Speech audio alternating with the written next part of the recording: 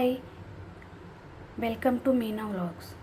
ఈరోజు పానీపూరి ఎలా రెడీ చేయాలో చూద్దాం రండి. నేనైతే ఫస్ట్ పానీపూరి రెడీ చేయటం కోసం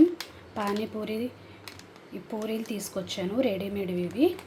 తర్వాత వాటిని ఆయిల్లో వేసి ఇలా ఫ్రై చేయించుకున్నాను అనమాట. ఫ్రై చేసిన తర్వాత మనం ఎండిపోయిన బఠానీలు ఉంటాయి చూసారా, అవి ఒక నైట్ అంతా నానబెట్టి వాటిని కుక్కర్లో వేసి 3 విజిల్స్ వచ్చే వరకు బాయిల్ చేసి దాంట్లో కొద్దిగా ఉప్పు పసుపు వేసి బాయిల్ చేసి ఇలా ఉడికిన తర్వాత కొద్దిగా స్మాష్ చేసి ఇలా పెట్టుకోవాలన్నమాట. నేను ఆల్రెడీ బాయిల్ చేసి స్మాష్ చేసి పెట్టాను అన్నమాట. అయితే తర్వాత దీనికి పానీపూరికి కావాల్సింది స్వీట్ చట్నీ ఏం కావాలి, బయట మనకు వేరేగా రెడీమేడ్స్లో దొరుకుతాయి. కానీ నేను ఇంట్లో ఎలా రెడీ చేశానంటే హెల్తీగా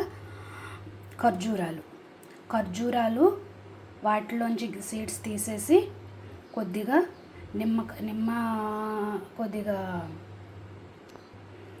చింతపండుని నానబెట్టి దాని రసము ఇంకా ఈ ఖర్జూరము రెండు కలిపి మిక్సీ వేసి ఇలా పేస్ట్ లాగా తయారు చేశాను అనమాట.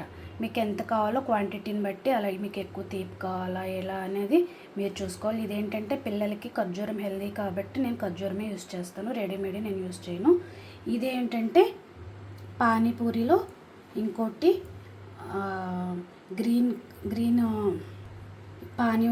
వాటర్ ఉంటుందన్నమాట. ఈ గ్రీన్ వాటరు దీన్ని ఎలా రెడీ చేస్తారంటే కొద్దిగా పుదీనా, కొద్దిగా 2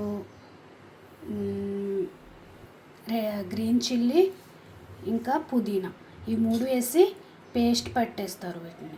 ఇది రెడీమేడ్ కాకుండా ఇంట్లో చేసుకునే పద్ధతి. అయితే రెడీమేడ్గా అయితే ఈ పానీపూరి మసాలా అనేది వేస్తారనమాట.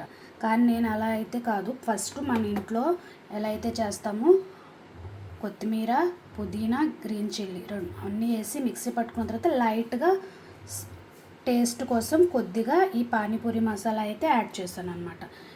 నేను తక్కువ క్వాంటిటీలో చేశాను కాబట్టి కొద్దిగానే చేశాను అనమాట. మీకు ఎక్కువ కావాలనుకుంటే ఎక్కువ గ్రీన్ చిల్లీసు, ఎక్కువ కొత్తిమీర, పుదీనా ఇవి వేసుకోవాలి.